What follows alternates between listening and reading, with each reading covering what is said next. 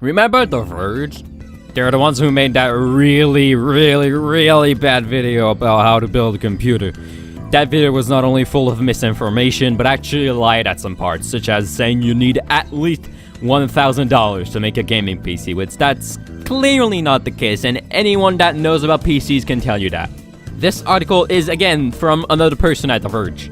This one is titled, Nintendo Switch's Online is turning into an amazing classic game service. Don't know how a paid online service can be amazing. Whatever the price is, free online is always better than having to pay for it. It's one of the many reasons why I play on PC. But do continue, explain to me how this online service is amazing. Nintendo is terrible when it comes to the internet, and in a lot of ways. The Switch Online subscription service is no different. There are annoying restrictions around cloud saves. For instance, when voice chat is relegated to a mobile app. It can feel archaic, especially compared to Xbox Live or PlayStation Plus. That is the only statement in this entire article that I actually agree with, because it's a statement based on facts and not tainted with the writer's opinions. Yes, Nintendo Online service is shitty because without it, you won't be able to retrieve your cloud saves, whereas on Steam, most games have cloud saves right out of the gate without any paywall. And of course, the voice chat app is just a mess and should not exist. I think even Nintendo fanboys could agree with this. But there's one aspect of the service that has become an indispensable part of how I use my Switch: the free retro games. Like, no joke, this is the first time I hear someone actually playing those retro games on a regular basis. I mean, sure, at first they can be fun, but 20-year-old games that we have played before are not as fun as playing Smash or Mario Kart. If I were to play old games, I would either be on the classic console since I don't have to pay each month to use it, and I can still get the original experience with the original controller. Or even better, I could just emulate the game on my PC or on my phone. NES and SNES games are so easy to emulate, even a $5 tiny Raspberry Pi can do it. Like, have you seen those tiny computers? They are more small than my thumb. The best part of Switch Online is the included NES app, which gets you access to a handful of 8-bit classics as part of the price of your subscription. Very debatable. Honestly, the only reason why I pay for the online service is for, well, being able to play online games. A handful of 20 to 30-year-old games that I can already play on for free on my phone for $30 a year is not a good deal. Not only can I play them for free on my phone, but I can also have way more games at my disposal. It's sort of like Netflix for NES games, and while it started out with a fairly slim selection, it now features an increasingly robust library. For reference, the online service started with around 20 NES games at launch, and they're only adding 3 games a month. Don't know how you can call this a robust library. It's not even that porting games are difficult. Hackers have already found a way to inject more games into it without any problems. Yesterday saw the addition of Zelda 2, The Adventure of Link and Blaster Master, alongside special versions of Ninja Gaiden and Ghosts and Goblins that start you off well into the game so you can get to the good stuff faster. These special editions do a great job at making occasionally obtuse retro games more welcoming. Sorry, no, you're probably just very bad at video games like most game journalists, and you're too much of a pussy to put the effort into it to finish a hard game. I hope you're glad Nintendo gives you easy versions of games for pussies like you who can't handle the challenge of a game provides. You just want the reward without the effort of finishing the game. There are obvious benefits to this. It's great having Metroid, Gradius, and Dr. Mario with me wherever I take my Switch.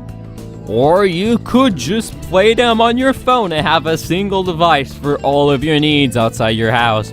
Or just buy a cheap Bluetooth controller that can hold your phone while you play, and voila! You got yourself the same experience in a smaller and more convenient package with an actual D-pad. I find myself trying NES games on the Switch that I would never spend money on. Cause paying for a 20-year-old game that you already have access for free is a good thing. You're not even helping developers because they're not even working on that game anymore. And they would much rather prefer you play their new games, not their 20-year-old ones. From a preservation standpoint, the NES app from the Switch means exposing more people to these games, which is always a good thing. Let's be real, most gamers don't even care about old games. You have the 8 to 12-year-olds who are basically always on Fortnite. The teenagers who are not really old enough to remember those games, and the young adults are probably also too young to play them.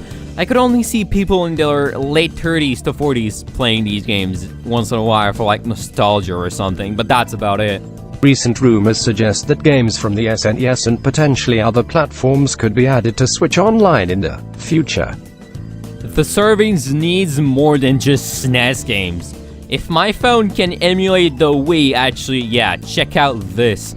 This is Super Smash Bros. Brawl running on my Samsung Galaxy S9. Like, yeah, the controls are not really good because it's on a screen, but I could totally just connect my Xbox controller and play with that instead. The Switch should be able to do the same.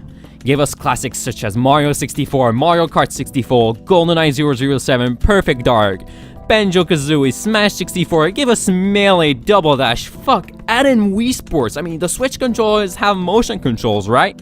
Not only are there more recent games just straight up better than old ones, but more people have played them and way more people would be interested in playing them again. Like, being 100% serious here, I would love to relive those Wii Sports competitions we had back in the day. Sure, I still got my Wii, but playing in HD looks way better than playing on a 480i signal on a big 4K screen. The service has had a slow but promising start, and with a more varied lineup and support for multiple old consoles. Maybe you lived under a rock when Nintendo Online service launched, but most people, if not everyone, were mad at Nintendo for forcing us an online paywall after 2 years of free online. That online paywall was not really worth the price, and still isn't. But it's the only way to play online on Switch, so if you want to play Smash with your buddies online, you better pony up for that $30, buddy. Actually, thinking about it, it's funny how the Switch was marketed as a console you could bring anywhere to play with your friends locally with them, anywhere. But now they're promoting a shitty online service to you to not play locally with your friends. That's pretty funny. On a little note, what multiple consoles are you talking about? Like, literally the only two consoles you can play on that online service are the NES and the Famicom. But the Famicom is literally just the Japanese versions of the NES. The added functionality, like online play or the easier special editions, is just icing on the cake. You can always just use something like Parasect to play with your friends on an emulator. I've actually done that before to play Smash 4 with my friends online before Ultimate was released. It actually worked really well. But I guess Nintendo Online service makes it a tad bit easier to play with your friends online. I've already voiced my opinions on the easier games matter, so no longer the need to linger on it any longer. Pussy. Nintendo bills the NES games as just one part of its online service, but in reality, they are the main attraction, and at only $20 a year, it's a lot cheaper than hunting down old cartridges. I think the majority of us really don't care about old games. I may be wrong, but if you do play those old games every day, you tell me down in the comments down below.